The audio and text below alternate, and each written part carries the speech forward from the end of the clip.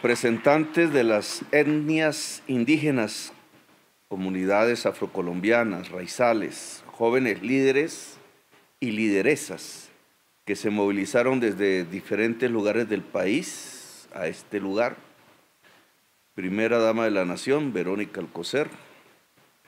Vicepresidente de la República de Colombia, Francia Elena Márquez Mina. Presidente del Congreso de la República, Roy Leonardo Barreras Montealegre. Presidente de la Cámara de Representantes, David Ricardo Racero. Ministro del Interior, Alfonso Prada Gil. Ministro de Hacienda y Crédito Público, José Antonio Campo. Director del Departamento Nacional de Planeación, Jorge Iván González. Jefe de Despacho Presidencial, Laura Camila Saravia. Director del Departamento Administrativo de la Presidencia de la República, DAPRE, y Secretario General, Oscar Mauricio Liscano. Ministras, ministros y funcionarios del Gobierno Nacional, congresistas de la República aquí presentes, funcionarios y colaboradores del Ministerio de Hacienda y Crédito Público y del Departamento Nacional de Planeación, David K. Wok, autor de la canción oficial, aquí presente también, del Plan Nacional de Desarrollo y el grupo musical Alto Grado. Y en general a toda la comunidad que aquí nos acompaña en este lugar que viene a ser uno de los lugares más hermosos de Bogotá. Lo abrimos al pueblo, estaba cerrado.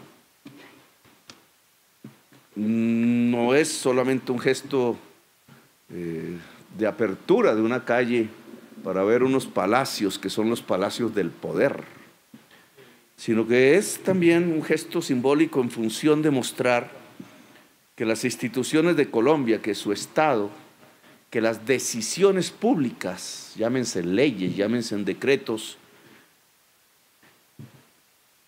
son del pueblo, son para el pueblo, están pensadas alrededor de una palabra que a veces suena abstracta, el pueblo, la gente de los territorios, los que están al lado de una quebrada, de un río, de pronto aún en medio de la inundación, que ya baja su fuerza, el pueblo que trabaja, el que estudia, el que se sube al bus a estas horas del día, el que sufre las inclemencias, algunos que tienen hambre, otros, todos quizás esperanzas, los colombianos y las colombianas que pasan por esa calle simbólica que es mirar las instituciones, pero no simplemente para observarlas, sino en cierta forma para tenerlas, para que sean su propiedad, ni más ni menos. Esa es la definición de democracia. ¿Quién es el propietario de estos palacios que nos rodean, de estos espacios, de estas decisiones que se toman? Los propietarios son el pueblo. Eso se llama una democracia. Hoy quizás las angustias por la situación económica que indudablemente en el mundo no es bueno,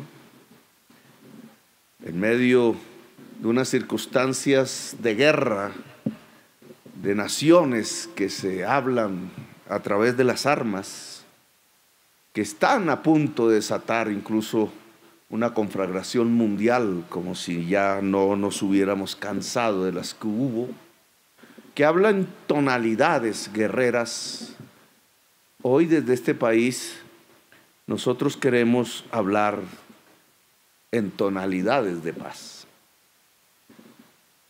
Es desde Colombia donde salen los mensajes de paz, no desde el mundo. Y esas circunstancias yo creo que deben llevarnos a reflexión. Del mundo viene la guerra, del mundo viene la crisis económica, del mundo viene la inflación de los alimentos, pero nos han vulnerado. No hemos resistido mucho a esas circunstancias negativas, porque modelos económicos, decisiones tomadas en el pasado nos volvieron vulnerables. Porque el maíz lo importamos y no lo producimos. Eso nos volvió vulnerables. Ese maíz de los indígenas, ese maíz que quizás Fue un ser humano, una mujer, he dicho, que paseaba por estas tierras, quizás en el Caribe, allá junto al río Sinú, descubrió por primera vez cómo era el alimento preferido de muchos animales y decidió que podía ser el de los seres humanos y descubrió para la humanidad el maíz. Ese maíz lo importamos, ya no lo producimos. ¿Qué condujo a Colombia a dejar de producir el maíz, el alimento, y a importarlo? Políticas, decisiones que no tenían que ver con el pueblo, que tenían que ver con los negocios, con ideas fundamentalistas, con ideologías que hoy se entierran ante la realidad de los pueblos del mundo. Hoy necesitamos producir maíz. Hoy necesitamos acabar el hambre de Colombia, no suplicando fuera de nuestras fronteras, sino sabiendo de nuevo hacer el surco en la tierra y producir los alimentos. Parte de este cambio que significa producir, que es la base de la riqueza, es lo que está consignado en ese Plan Nacional de Desarrollo. Cómo Colombia se vuelve de nuevo una sociedad productiva y por tanto rica. Alguien dirá, pero con este hambre andando por las calles, por los pueblos, en la vereda, ¿cómo podemos volvernos una sociedad rica? Y hay caminos que otros pueblos han andado que nos pueden mostrar en su historia. Indudablemente tenemos que coger las circunstancias actuales que nos inundan de problemas económicos. Hemos apostado en un proyecto de ley que ya se discutirá en unos días en el Congreso de la República, a que sea la economía popular, a que a través del crédito que salga del presupuesto nacional para irrigar eso que llamamos economía popular, que es la de San Victorino, que es la que llega a las calles, que es la del campesino, que es la de la señora microempresaria, que es la del cooperativista, que es la del rebusque. Preguntaban por ahí en las redes algunas de estas intelectualidades, ¿y qué significa la economía popular para el gobierno del cambio? Pues la mitad de la población colombiana conducida, casi que obligada al rebusque. Es ahí donde creemos que podemos construir una potencialidad económica de Colombia si la empoderamos, si le damos poder en términos de capital, de crédito, poder en términos de espacio, de tierra. Tierra para el campesino, sí, pero fibra óptica para toda la población, que es la nueva tierra del siglo XXI. Si le damos poder en los saberes, en la educación. Es así como podemos reactivarnos económicamente y de manera permanente. Es que al combinar como en un sancocho ese capital que se puede entregar, esos espacios y esos saberes, es que sale una sociedad rica. La sociedad rica no es la que se mata entre sí, como nos han convocado en las últimas décadas. Esa es una sociedad pobre y repobre. La sociedad rica es la que amplía los espacios del conocimiento, es la que amplía los espacios para producir, es la que amplía los espacios en donde el capital no sea para 10 personas, sino para millones de colombianos y colombianas. Esa estrategia de reactivación la verán en el proyecto de ley de adición presupuestal y la verán de manera muchísimo más profunda en este Plan Nacional de Desarrollo. Aquí se habla de una potencia mundial de la vida. ¿Cómo volver a Colombia una aliada soberana y profunda de la vida y de la existencia humana? ¿Cómo dejar esos caminos donde Colombia era simplemente un cementerio, un campo de sangres y de gritos dolorosos, de personas que morían o desaparecían o eran torturadas o llevadas a las cárceles, en ese fratricidio perpetuo que ha sido la historia de la República. Cómo construir lo contrario, una potencia mundial de la vida. Decía el presidente de la Cámara, Racero, ¿cómo cambiar de época? Sí, se trata de cambiar de época. Lo que estamos aquí convocando es a un cambio real, no a un cambio simplemente en las palabras. Es difícil porque las inercias abundan desde el rincón en la esquina hasta en las oficinas públicas, en el pensamiento humano, en los temores a tomar decisiones, a aventurarse en caminos que no se han caminado hasta ahora en la historia del Estado colombiano. Pero es necesario romper las inercias. Es necesario que aquella frase de Turbay, que como me comentaba la ministra de Agricultura, Cecilia López, no se vuelva realidad hoy. Decía Turbay Ayala que los gobiernos de los presidentes no son sino la ejecución de los planes del presidente pasado. O sea que a nosotros nos han condenado, si Turbay tuviese razón, a hacer el plan de gobierno del presidente Duque. Con su respeto, no queremos eso. Nosotros queremos cambiar y por tanto hay que romper la inercia, aventurarnos a lo nuevo en la administración pública. Y eso nuevo es gobernar con los movimientos sociales, con la gente, pegar el gabinete al territorio, no dentro de estos palacios fríos que se enfrían con estas brisas heladas propias de este lugar, como una vez escribiera García Márquez, que debió haber sentido cómo el frío penetra hasta los huesos, y así lo escribió en 100 años de soledad. No, es el gobierno allá en el Catatumbo, en La Guajira, en Córdoba, en Leticia, en tantos caminos que en estos meses ya hemos andado juntos o por separado, y que ha convocado a 250,000 personas a hacer ese libro que hoy se le entrega al Congreso de la República.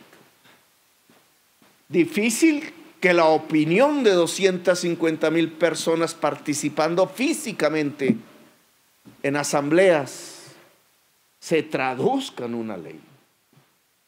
Sabemos, por ejemplo, que se propusieron 230,000 kilómetros de vías campesinas, de vías terciarias, como le llama el Congreso.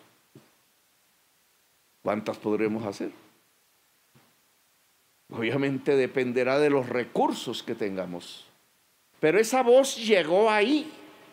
A mí no me gustaría hacer cosas que no hubiera dicho la gente, porque de eso se trata la democracia. Jorge Iván González, el director de planeación, pronunció la palabra democracia participativa, que es la gran construcción conceptual de la Constitución del 91. Darnos el lujo de construir una gran democracia participativa, es decir, permitirle a la gente que tenga poder, es decir, decirle a la economía popular, por ejemplo, empodérense con los recursos públicos, abramos la contratación, está escrito en ese libro. ¿Quiénes se adueñan de la contratación pública de Colombia? Los mismos de siempre. Carteles por aquí han aparecido en las investigaciones, unos pocos que concentran billones de pesos que le entrega el Estado colombiano para hacer alguna u otra obra. Muchas ni se hacen. ¿Y por qué no le entregamos también la contratación al campesino que produce alimentos? ¿Y por qué ese alimento no va en la región a los colegios que se atienden hoy a través del PAE? Y en vez del plan de alimentación escolar que controla un contratista tradicional, muchas veces con sanciones de corrupción, porque el campesino no lleva al colegio y el Estado no permite comprar esos alimentos. Y entonces, si son billones de pesos, decenas de miles de millones de pesos en una región concreta, ¿acaso eso que sumado con el ICBF, por ejemplo, y a escala nacional con el Ministerio de Educación suma casi 20 billones de pesos, eso trasladado a la economía popular, ¿no enriquecería a la gente que hoy está pobre? Parcialmente, claro. Solo una acción del Estado, solo un cambio de actitud, solo unas normas y unas decisiones que piensan en la gente lo podría lograr. Eso está escrito en ese libro que le entregamos a la Cámara a través suya, David.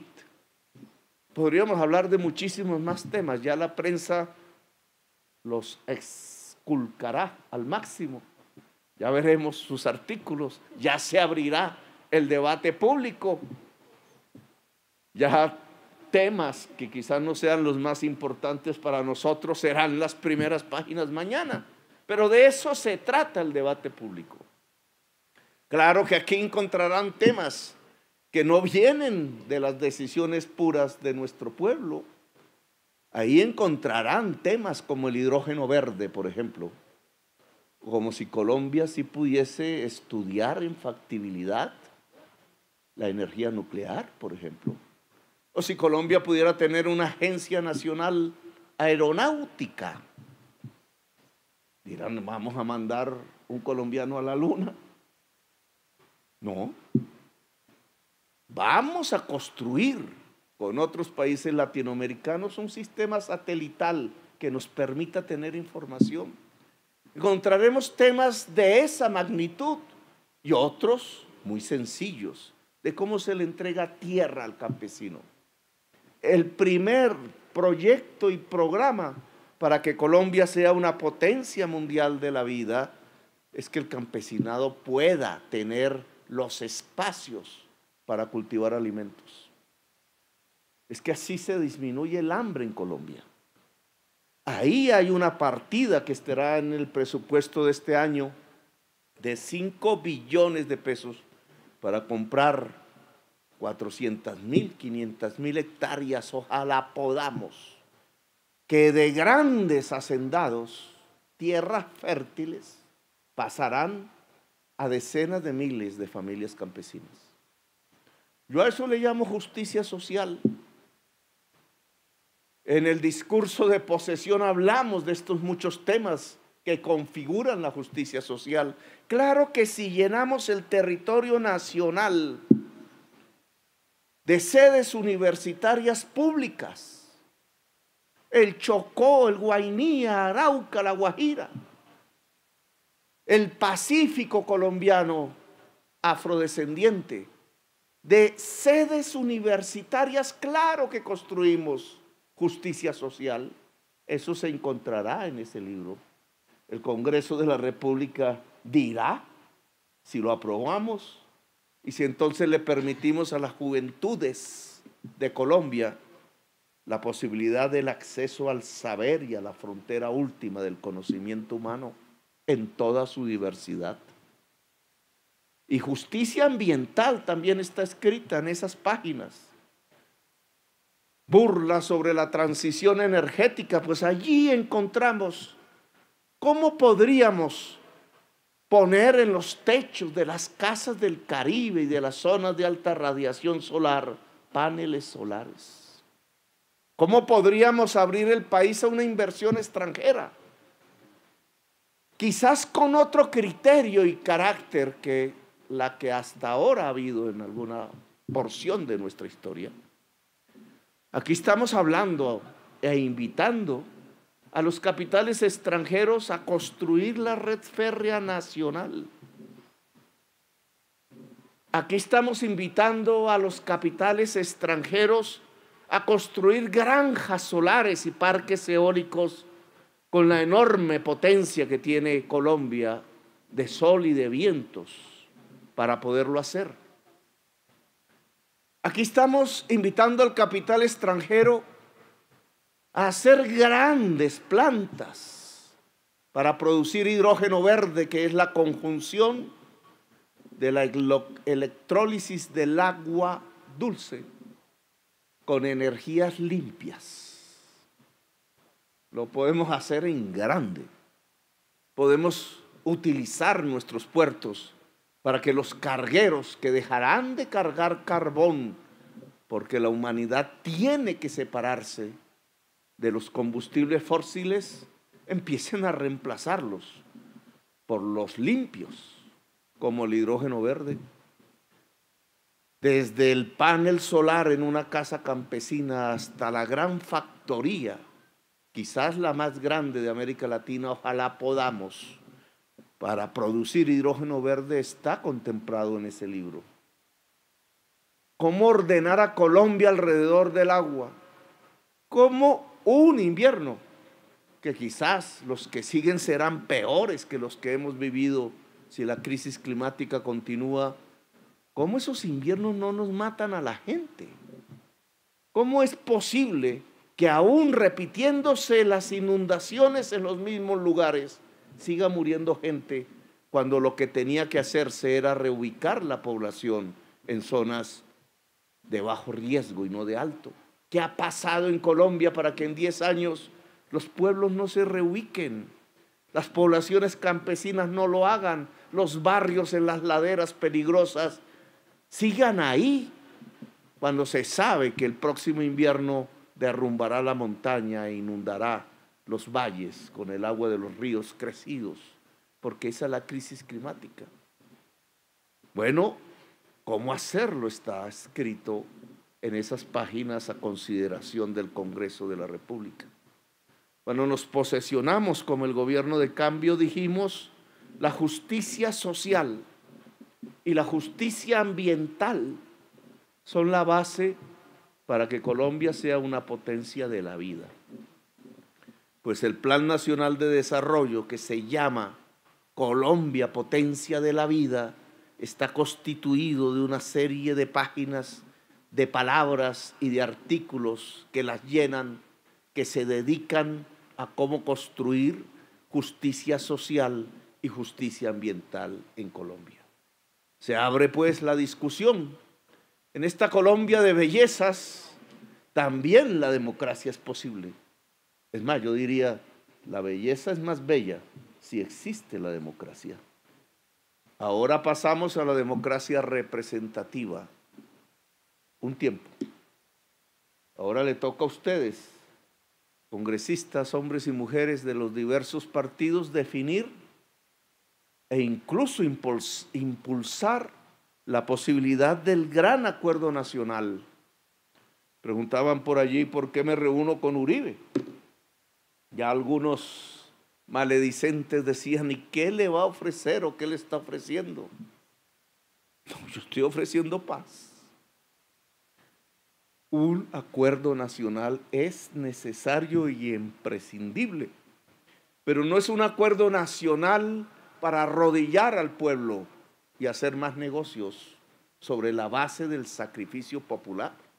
Es para que Colombia se enriquezca, pero toda, no unos pocos.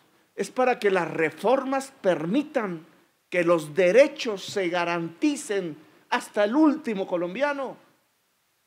Es que me puede ir a mí muy bien con mi sistema de salud, indudablemente. A mí me va bien, me han curado, me he salvado incluso en alguna oportunidad un médico la vida en una prestigiosa IPS, no EPS, pero no me puedo quejar de ello. El problema es que mi ventaja, mi privilegio, no ha sido el de la madre, no ha sido el de la mujer embarazada ya en Leticia, ni en Chocó, no ha sido el del niño en La Guajira, no ha sido el del campesinado y los pueblos que viven en los campos, no ha sido el de la gente en Ciudad Bolívar, no ha sido el de la gente en Siloé, no el de la mayoría del pueblo caribeño.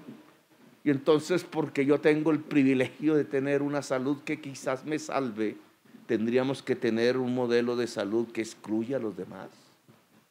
Y lo mismo podría pensar de la pensión, Claro que yo puedo tener la pensión, pero claro que la mayoría de la gente de mi edad, cuando llegue a la edad de pensionarse, no la tendrá. ¿Qué hacemos? ¿Me encierro yo con mi privilegio o reformo las cosas de tal manera que los demás en el momento adecuado puedan garantizar su derecho? ¿Y qué hacemos con el mundo laboral? ¿Nos conformamos con esas hileras de mujeres firmando contratos a 3 meses?